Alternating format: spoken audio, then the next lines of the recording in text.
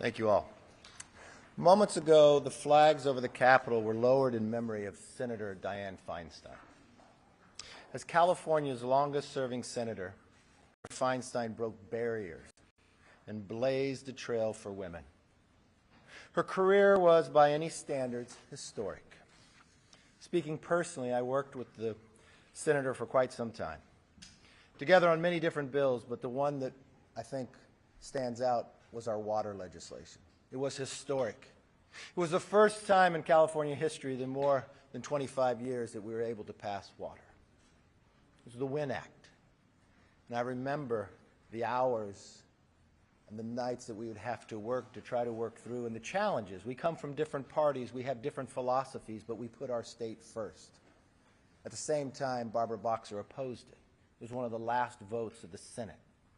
It had more than 70 votes at the time. And I believe at the end of the day, the trailblazing of the first woman elected mayor, even coming from a different party, inspired women from both sides of the aisle to seek elected office and to have their voices heard. My deepest condolences to her family, her colleagues, and to her staff. Last night, the House did something none of you sitting here thought we can do. The number of questions I could take from the number of weeks about doing appropriation bills. I told you, don't give up on us, because we're not giving up on the American people. We passed 3 appropriation bills: defense, state, and foreign ops, and homeland security. My biggest question is, I don't understand why the Democrats voted against funding the government. In all, we have 4 appropriation bills done. There's 12 overall to get done. It's the discretionary spending every year that government is supposed to do. We have now in the House passed more than 70% of the discretionary spending on appropriations. Need I remind you, how much has the Senate passed? 0. Not one appropriation bill has passed the Senate. We've done what many have said was impossible. When I became Speaker, I said we're going to change Washington. And we did that by keeping our commitment to restoring regular order. Bills that passed committee in June and July have been open for amendments for months. Struggled with a number of members who wouldn't allow it to come up, but I never gave up. 440 amendments were considered on the floor this week. And for those who are historians, we are the first Republican majority to pass the State and Foreign Ops bill through regular order since 2006.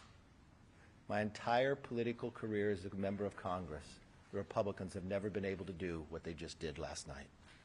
As we continue to get conservative wins and return to regular order, we actually need a stopgap measure to allow the House to continue to finish its work, to make sure our military gets paid, to make sure our border agents get paid as we finish the job that we're supposed to do. Another reason for the stopgap is to address President Biden's historic failure on the southern border. This is how bad things have gotten under President Biden's watch. In 5 days, there's been more than 50,000 illegal border crossings. Put that in perspective, in just 5 days. That's more than twice as much as the average for the entire month in the last administration. A wide open policy hurts America. We've heard it from Democrat leaders across the country. But despite the chaos, the president still won't go to the border, setting new records every day. Fentanyl at an all-time high, killing Americans, and he refuses to go to the border. He's been one time in 50 years. One time in 50 years. He's had more dinners with Hunter Biden business partners than he has going to the border. Think about that for 1 minute. Something he said he's never done, he's done more than he's ever been to the border in 50 years as an elected official. He was less than 200 miles from the border this week in Arizona. Less than 200 miles. And he couldn't even stop by for an 87-second photo op. really makes you believe that President Biden is deliberately letting this happen and trying to continue to ignore it. If Biden won't visit the border, why won't he at least listen to the Democratic leaders that are elected across this nation? Mayors of New York City say Biden's border policy will literally destroy the city of New York. Governor of New York says illegal immigrants should go somewhere else. The governor of Massachusetts declared a state of emergency. Mayor of El Paso says the city is at a breaking point. Mayor of Eagle Pass, Texas, says President Biden has abandoned them. Not one of these individuals is a Republican. Why does President Biden and congressional Democrats continue to ignore the border and ignore their own leaders? That is why I'm putting on the floor a stopgap measure that will fund the government and secure the border.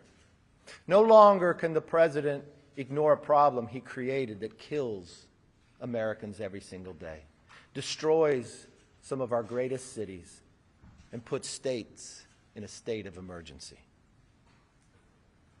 Every member will have to go on record of where they stand. Are they willing to secure the border, or do they side with President Biden on an open border and vote against a measure to keep government open? House Republicans are working through an impeachment inquiry to hold this administration accountable. Yesterday, we heard from expert witnesses who said that there is enough evidence for an impeachment inquiry. Jonathan Turley, he said, and I quote, "I do believe that the House passed the threshold for an impeachment inquiry into the conduct of Joe Biden." Bruce Dubunski, the forensic accountant, "As a fraud investigator, when I see smoke, I immediately look for the fire.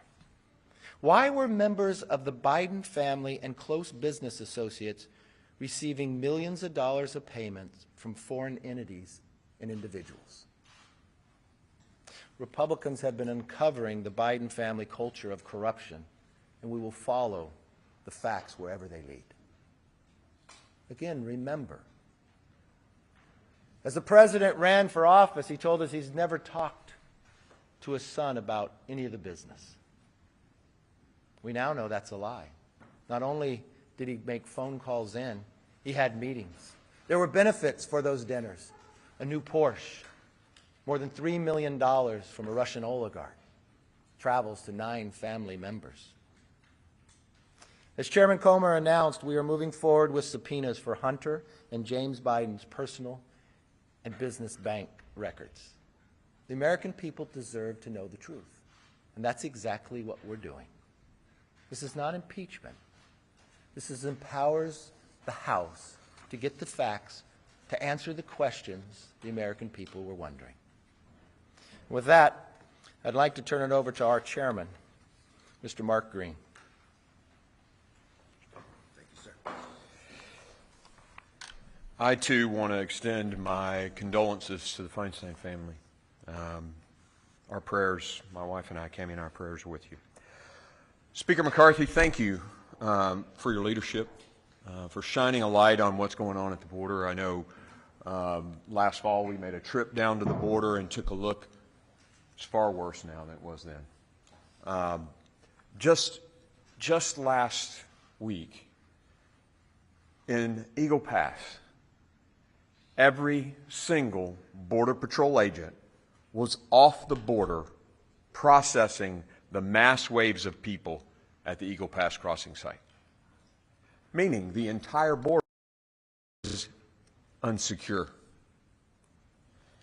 It is a tragedy what's happening, and I am deeply appreciative of the Speaker shining a light on it and, you know, adding this to the CR that's going to be voted on later today. And I really want to take a second, though, and take a little victory lap, too, just like the Speaker did. Yesterday, we passed Homeland Approach with every single Republican voting for it and 2 Democrats voting for it. That was pretty cool. You know, we're moving the needle on this. The Speaker talked about, the mayors and the folks that are out there talking about the impact, the human cost impact, the financial cost impact in New York and Massachusetts. But we had Democrats on my committee this week admit that there was a humanitarian crisis at the border, that the cartels are in control of the border. Go listen to them. Yet President Biden and Secretary Mayorkas do nothing. And so, the Speaker's leadership, we're going to put this on the CR. And look, there's a return on investment here that's pretty simple. If you do a 30-day CR that costs X dollars and you shut the border down forever with H.R. 2, the strongest, best border security bill in the history of this country, you save hundreds of billions of dollars over those years and tens of thousands of American lives. It's a no-brainer. So I appreciate the Speaker's leadership on this. And I will say I'm going to be followed now by a fantastic member, Republican member, Monica De La Cruz.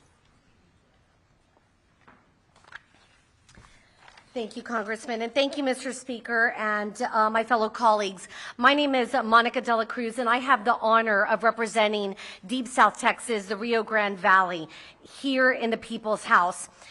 Joe Biden's reckless policies have left our border wide open. And I can't even use the word border anymore, because under Joe Biden, the word border does not exist. It is fully open. Just to give you an idea, in 2017, we had fewer than 25,000 border crossings per month. Right now, under the leadership of Joe Biden, we had 30,000 illegal border crossings in just 3 days. Do the math, 30,000 in just 3 days. This is not only affecting our local communities, but it is affecting communities all the way up to New York City. And we're going to hear from my fellow colleague about this. It's not just about the illegal immigration. It is about the drugs that are coming through our borders.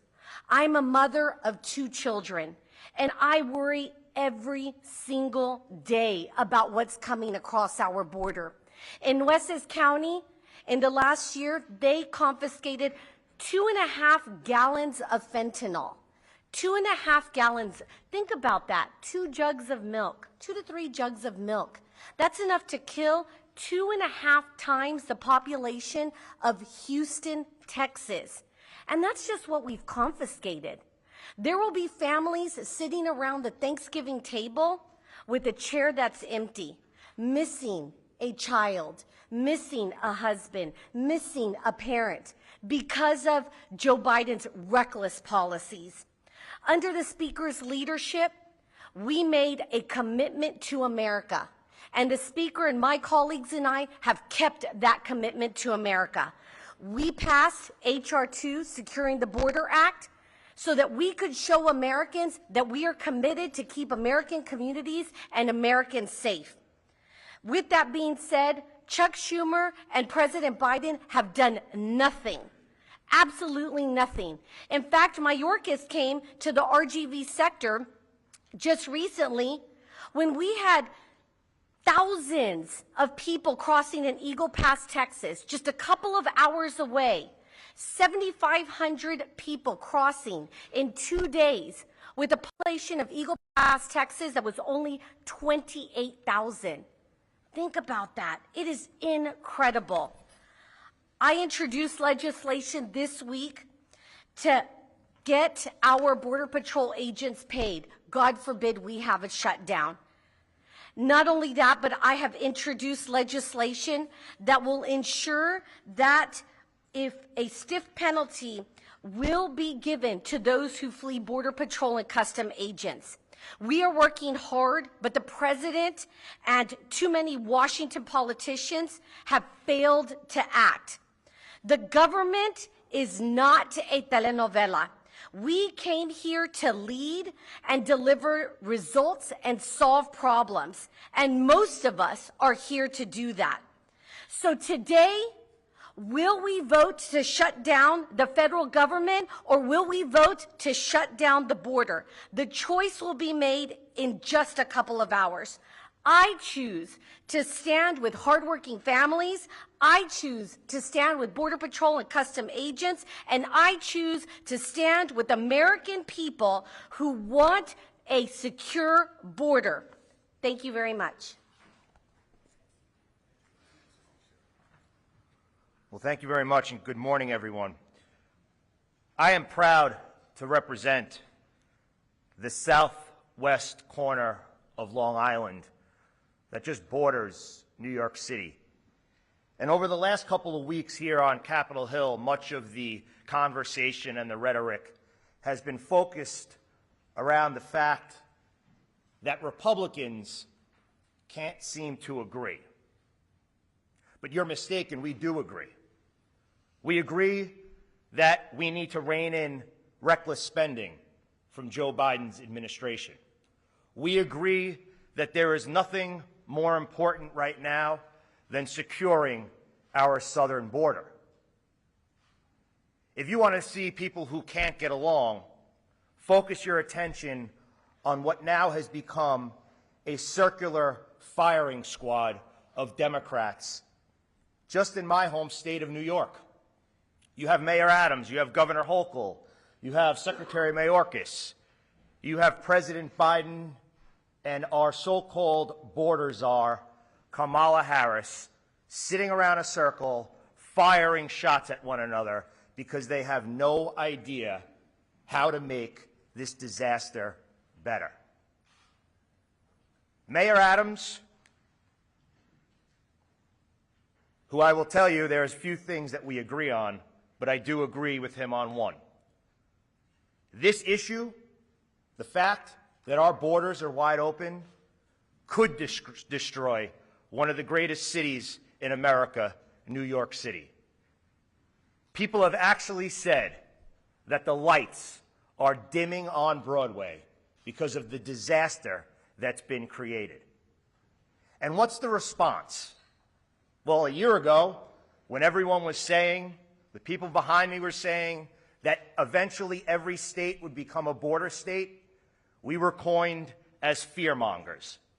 But now, you look at cities throughout this country, and they have been taken over by migrants. Over 100,000 migrants have came into New York City since spring of 2022. And Governor Hochul and Mayor Adams, throughout their campaigns, were there with open arms. We are a sanctuary city. We welcome everyone to the land of milk and honey. Well, now, Mayor Adams clearly had no plan in place. There's people on street corners. He's now set up shop in vacant warehouses at JFK Airport. Does anyone legitimately think that people come into this country for a better way of life, for the American dream, to live in a vacant warehouse at JFK Airport? The answer is no. That's not the American dream, and it's a failure of Democratic policies. Now, we have the governor asking the president and his administration, which we are confident he is going to agree to allow migrants to live in our national parks. One of them being Floyd Field in Brooklyn. I had a great career in the NYPD, and some of my brothers and sisters who took the oath to protect and serve the Constitution, took the oath to stand that line between good and evil, that took the oath to put their life on the line every day to defend hardworking New York City neighbors, they call Floyd Bennett Field their office. Scuba, aviation, special operations, and other members of the NYPD now have to share their office with illegal migrants. It is estimated that in 2023, the city of New York will spend close to $4.5 billion with a B just on migrants. In 2024, estimates that could be up to $8 billion. Chairman Green held a hearing the other day about the financial burden that migrants are causing on the United States of America. There were members of our committee that sat on that dais whose state's budget don't equal the amount of money that New York City is going to spend on migrants over the next couple of years. And the answer to that, Mayor Adams wants to cut city budgets by 15% over the next 9 months. The NYPD, the FDNY, emergency management, sanitation, you name it, they are getting cut 15%. And those are the agencies that are fighting each and every day to handle the migrant crisis. This has affected our schools. It's affected local businesses. Just yesterday, they announced that there's over 1,000 CVS's closing. Has to do with people walking in and walking out. We're dealing with it in New York City. It's affected every industry. And today, we are going to take a stance. And when Americans have asked, people back in New York have asked, well, what is Republicans doing about it? Like the chairman said, like the speaker said, we passed the most comprehensive border bill, the Secure the Border Act, to invest money in infrastructure and technology, to hire more Border Patrol agents. And what have the Democrats done? Zero. So today, we are going to vote. And I ask my colleagues, this is not about standing behind an individual. It's about standing up for America. Today is about moving America forward. The people that sent us here to govern, today we are going to govern. And I hope many of my colleagues will join in continuing to make sure that our government remains open and, most importantly, securing our border for generations to come. Mr. Speaker, thank you very much. Thank you, Anthony. And 70%, more than 70%, discretionary spending has approved inside this House. The Senate has done nothing. A little later today, we'll vote on a stopgap to keep government open and secure our border. It's a bipartisan bill that can keep government open. We hope Democrats will join with us. I hope Democrats don't vote to shut the government down. With that, let me take questions. Yes, sir. Mr. Speaker, you know full well in order to get a stopgap bill approved, you need to get support from the Democrats in the Senate and the White House. So why aren't you doing that? And what do you say to people who simply believe that the reason why you're not is because you're concerned about your own job? Really? So let's see. What has the White House done and what has the Senate done? They haven't passed one appropriation bill, and they haven't passed any. And they've been trying to pass appropriation bill too, and they haven't done any of that. We have an opportunity here that if the White House won't listen to the governor of Massachusetts, the governor of New York, the mayor of New York, the mayor of El Paso, we will. So what's interesting here is you want to take a side of people that haven't done anything, but you have a body here that continues. So when the Senate was concerned about the price of oil now at $100. What have they done about that? Nothing. But we passed a bill that would lower the price of energy for all Americans. It's easy. Yeah, it's easy. It's easy to surrender. If you want to surrender, yeah. But if you want to fight for the American public, to secure our borders and keep government open, how is that a problem? It's only for CNN that becomes a problem, that I don't surrender to the liberals. What I want to do is stand for America. Yes, sir. Are you going to need Democrats to secure our line? There's already over 9 Republicans that will never vote. We'll see. I can't understand why someone would side with President Biden on keeping the border open. We'll see when the vote comes. If those individuals vote that way, you should ask them that question. Can you walk us through what you're expecting not only later today, but heading into that Sunday, sort of 1 a.m. deadline to form the government? You know, you do need to get legislation through the Senate and get it signed in order to avoid the funding lapse. So what are you expecting and what is your... You know what's interesting? And I don't know. I don't have a degree in journalism. But if I phrase back the questions you asked me last week, you would ask me, well, what do you expect to do when all your appropriation bills fail? Why do you assume when the Senate has done nothing and the House continues the act that I should do what the Senate does? Why, if we are a separate body that represents America, why can't we stand for America? What I expect to do is exactly what we did last night, to not give up and pass our bills and keep government open. Yes, sir. Mr. Speaker, I was speaking with a Republican senator yesterday who said he's with you on getting further spending down. He's with you on tougher border security. But he's not willing to shut the government down. Do you see a government shutdown as the best way to get what you want on those two issues? No, I hope you listen to me. I'm putting a bill on the floor so government won't shut down. The Senate hasn't done any of that. The president hasn't engaged in anything. He got an 87-second photo op in Michigan on a strike that he created. He's had 50 years to visit the border, and he hasn't. He's had Democrat leaders cry out. States declare a state of emergency, and he's ignored it. So we're actually doing what we said we would do. Just like we said we'd give the parents Bill of Rights. We passed that, and the Senate does nothing. When people were concerned about crime, when D.C. was going to decriminalize, and you all asked me, why are you passing this bill? The Senate will never take it up. You know what? It's law today. When we wanted to end the pandemic, and you asked me the exact same question you asked me here now, you just put a new title in it. Why do you pass that? The president will never sign it. It's signed into law. When you asked me that you could never, because Republicans in the past couldn't pass a border security bill, we have a slim majority. We have a slim majority. We had 3 members out yesterday, and we still passed those appropriation bills. I don't know in the moment of time that you will look at what body works and what body talks. What body represents the American people and listens to them and takes action. And it doesn't matter what party they're in, we listen to all sides. We offered 440 amendments. We went through regular order, something this body has not seen. Since I became Speaker, we had a total open bill, something that hasn't happened in 7 years for the whole time of Pelosi and Ryan. I don't know what they teach in journalism school. I want you to believe in this country. You don't have to be so negative. This is America. We're too great to think so small and be so negative. Yes? Mr. Speaker, you have made border security a central issue here in this funding fight.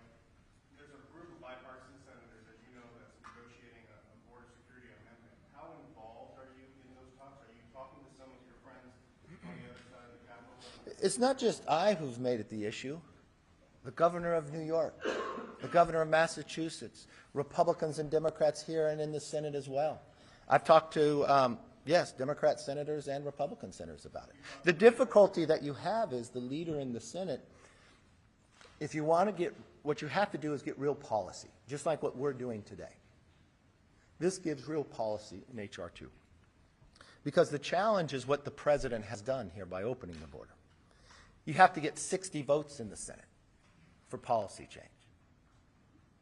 That's going to be a high threshold, but it has to be policy. Yes, ma'am. What kind of assurances has your leadership team given you that they will challenge you when speakership motion to vacate comes up next week? I've never asked anybody that question on. I don't intend to. You know the best thing to do is just leave. Yes, sir. What is real policy on the border? What is First thing I would do is, do you know as taxpayers, we're paying money to store the materials instead of finishing the holes in the wall? The first thing you do is you finish the wall. The next thing you reinstitute remain in Mexico. Title 42. You've got a number of members on both sides of the aisle that would support that. And then we have to have asylum reform. You allow people just to claim asylum to walk in. 90% of them doesn't hold up, but they're already in the country and never depart. Then we have to stop the cartels, the human trafficking that they're doing, the wristbands in America they still have to pay back. We need to stop the fentanyl. Do you realize what fentanyl is doing in this nation? It's the #1 killer of Americans between the ages of 18 and 45. I want you to think for one moment, for every person in America, what happens between the ages of 18 and 45? It's the years that you reproduce. It's your most productive years in business. It is the age of those who are willing to serve to defend our freedom. That's what it's attacking. It starts in China and comes through the border. It kills 3 600 Americans a day. What would you report if an airliner crashed today? Because that'd be about the same number. But what if the plane crashed again tomorrow, and the next day, and the next day, and the next day? Would you sit here and ask me the question, why don't I surrender and just go with the Senate and ignore the problem? Is that the question you would ask?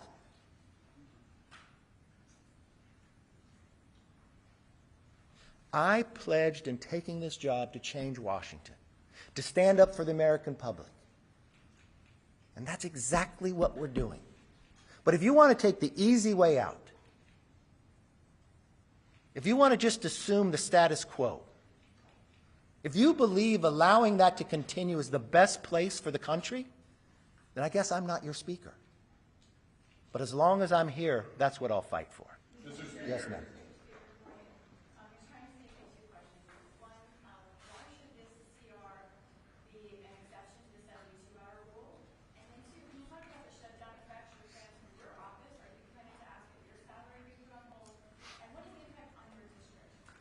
Perfect. Well, first of all, we don't waive the 72-hour rule. This CR has been out there for more than a week. We've talked about this for a number of weeks. We added a bipartisan provision in it, something that I've been talking about for quite some time, and I thank the members throughout, a debt commission. We can no longer ignore this problem. After the debt ceiling, when I came back, I said we needed this. Members on both sides of the aisle have been working towards this, and we added that into the stopgap funding bill. Of course, I would not take my salary, but the number one thing I want here is for government not to shut down. I do not want our military not to be paid, our border agents not to be paid. Why should they be punished because the president ignores the problems? They should not. So what we're doing is putting on the floor. So I want you to ask the question of anybody who votes no on it, why do they believe those in the military not to be paid? Yes, sir. Mr. Speaker, would you say that today's House CR vote is the House's last chance to avoid shutdown? You have watched me time and again. Have you ever known me to quit after one time if it doesn't succeed? I don't stop. I love that you come back every time and you ask the same style questions. There is going to be a moment in time that you're going to believe in us. There's going to be a moment in time that you're going to write, we're actually going to pass it. You know, every time I come here, on Monday you say, you're never going to get this done. What are you going to do? This is what I believe. I believe in this country. I believe in the philosophy of representing the individual. I believe keeping government open is the right thing to do. I believe securing the border is the right thing to do. I believe this bill will bring us more freedom and make the nation stronger. So I'm not going to be angry about it, even based upon the questions you ask. And you know what? Just as I'm not going to give up on the American people, I'm not going to give up on you. I'm not. One day you're going to be. One day you're going to enjoy your work. And one day, you're going to believe we can solve our problems. Thank you. Have a good day.